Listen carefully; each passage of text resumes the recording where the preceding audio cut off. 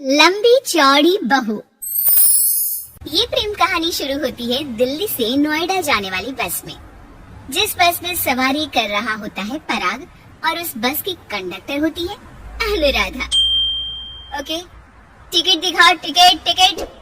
चाचा का प्लेन नहीं चल रहा है यहाँ तेरा, जिसमें फ्री में सवारी कर रहा है। हिसाब देना होता है हम लोगों को सरकार को। निकाल पैसे, चल। पराग दूर से अनुराधा को देखता है। अरे यार, कितनी धाकड़ लड़की है। मजाल है कोई कुछ बोल दे। कितनी समझदार और कितनी कॉन्फिडेंट। आज से मैं तो इसी बस में घर जाया करूंगा। अब क्या था, भले पराग को घर जाने के लिए 10 बस छोड़नी पड़े, भले 20 किलोमीटर की यात्रा खड़े होकर पूरी करनी पड़े, लेकिन आने जाने का सिलसिला वो अनु की बस पर ही करता। एक दिन, ओ क्या करता है तू? हाँ, मैं नोटिस करती हूँ, देखता रहता है मुझे जब देखो तब। हाँ, वो मैं तुम्हें पसंद करता हूँ और शादी भी तुम्ही से करूँगा। वाह जी वाह, तू ना कोई प्रधानमंत्री हो गया कि आज से 500 की नोट बंद और नोट बंद। ना जी ना, इतने तो नहीं चलती, लेकिन हाँ, तुम्हें प्यार करता हूँ। तुम्हें कोई प्रॉब्लम नहीं होने दूंगा, ये वादा करता हूँ। हाय देखिए अपनी, मेरे लिए कोई ऐसा लड़का चाहिए जो मेरी तरह लंबा चौड़ा हो। अरे जोड़ी भी तभी अच्छी लगती है। जरूरी नहीं है, जो आपको खुश रखे, आपकी इमोशंस को समझे और आपसे बहुत सारा प्यार करे, जोड़ी तो उसी के साथ अच्छी लगती है। फिर क्या था, हीरोइन को हीरो से प्यार हो जाता है और दोनों शादी कर लेते हैं। शादी के बाद देख, अब तो इस घर की बहू है। अगर समझ गई है तो ये कंडक्टर वाली ड्रेस पहनकर घर से निकलने की जरूरत नहीं है। पराग अच्छा कमाता है तो तेरी नौकरी की भी जरूरत नहीं है हम लोगों को। अरे कैसी बात कर रही है माँ जी? यूँ कोई सरकारी नौकरी छोड़ता है क्या? और जब मेरी नौकरी लगी थी, मेरी अम्मा कितनी खुश हुई थी पता है? मैं तो नौकरी करूँगी। अरे नौकरी करेगी तो डंडे से मारूंगी, और हाँ, जो निकली घर से बाहर ना तो हाथ पैर तोड़ दूंगी और घर से बाहर निकाल दूंगी, देख लेना। अनु को समझ में नहीं आता कि वो सास को कैसे समझाए कि सरकारी नौकरी लगना आसान बात नहीं होती और उसने इस नौकरी को पाने के लिए कितनी हार्ड वर्क की थी। रात को अनु पराग से बात करती है। देखो पराग, मैं नौकरी करना चाहती हूँ। मुझे नहीं पता था कि तुम्हारी माँ को मेरी नौकरी से प्रॉब्लम होगी, वरना ऐसी बात नहीं है, मैं माँ को समझाता हूँ। अगले रोज, देखो माँ, महंगाई का जमाना है और मेरी प्राइवेट नौकरी है। आज है कल का पता नहीं। वैसे भी अनु की सैलरी मेरी सैलरी के बराबर है। अगर ये भी नौकरी करेगी तो हम लोगों को जिंदगी जीने में आसान हो जाएगी ना। सास को बेटी की बात समझ में आती है और वो अनु की नौकरी के लिए मान जाती है।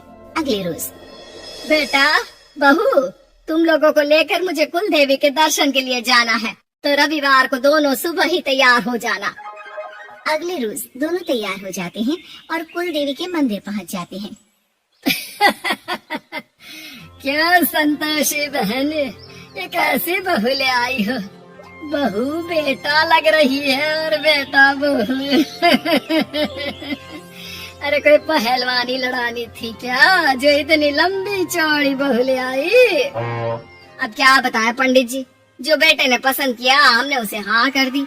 अब बेटा जाने और उसका परिवार, और ये तो बस कंडक्टर की नौकरी करती है, इंटरेस्टेड। अरे सच्ची?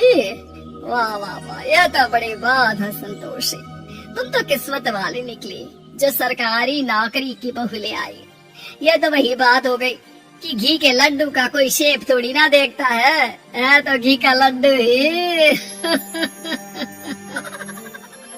सास को बहू की तारीफ सुनकर बिल्कुल अच्छा नहीं लगता। वो जल्दी से पूजा पाठ करवा कर उन लोगों को घर ले आती है। एक रोज, संतोषी बहन, तुम लोगों का घर बड़ा अजीब सा लगता है। भाई साहब बहन जी और बहन जी भाई साहब जैसी। अरे बस किया कर, सरकारी नौकरी देखी तो हाँ बोल दिया, और इतना भी क्या, पैसे की चिंता। चलती हूँ, खाना बनाना है। क्यों, बहू नहीं बनाती क्या खाना? अरे नहीं, वो तो नौकरी करने जाती है ना, तो उसके आने से पहले खाना बना देना पड़ता है। वरना पता है ना आजकल की लड़कियों की ज़बान कितनी लंबी होती है। तेरी बहू की तो कुर्सी तोड़ने वाली नौकरी है। यहाँ बैठती है जैसे उठकर ऑफिस में बैठ जाती है, फिर क्यों थक जाती है कि खाना भी नहीं बना पाती। मेरी बहू भले कंडक्टर है, लंबी चौड़ी, लेकिन बता रही हूँ सारा दिन सवारी से मत्था पच्ची करती है। लेकिन मजाल है, शादी के बाद एक दिन भी मुझे किचन में जाने दिया हो ना जी ना। दोनों पड़ोसन वहाँ से चली जाती है। सास बाजार जाती है और एक ट्रेड मशीन ले आती है। अरे माँ जी, इस उम्र में आप घर पर जिम खोलेंगी? अरे तेरे लिए लाई हूँ, रोज चलाकर 2 घंटे इस पर, पतली हो जाएगी। और खाना कम खाया कर, जब देखो बकरी की तरह मुंह चलता रहता है तेरा। वाह जी वाह, एक ही तो शौक है खाना खाने का, वो भी रोक दो। हाँ, लेकिन सास तो सास थी, बहू के खाने से लेकर एक्सरसाइज सबका हिसाब किताब रखने लगती है। अरे मैं मोहल्ले वालों को बताकर रहूंगी कि मेरी बहू भी शिल्पा शेट्टी की तरह पतली हो सकती है। वही बहू बस में जब सवारी का टिकट काट रही होती है, उसे चक्कर आ जाता है और वो गिर जाती है। सवारी हैरान परेशान हो जाती है और ड्राइवर को वहाँ बुलाती है। अरे शहर नहीं थी हमारे कंडक्टर साहबा, लेकिन जब से शादी हुई है बकरे बन गई है। सास को तो बस इनके खाने की ही लगी रहती है। ड्राइवर बस में बिठाकर बहू को घर छोड़ आता है और सास को कहता है, अरे पता है आपकी बहू कितनी धाकड़ है, किसी को बात करने से पहले 4 बार सोचना पड़ता है कि बोले या ना बोले, कहीं झापड़ ना पड़ जाए। और आप है कि इन्हें बकरी बनाने में लगी है। और आजो निकल यहाँ से, मेरी बहू है, मैं इसे बकरी बनाऊं या फिर गीदड़, तुम्हें क्या पता लोग कैसा मजाक उड़ाते हैं कि बहू इनकी बस की कंडक्टर है। बोलो मुझे कैसा लगता होगा।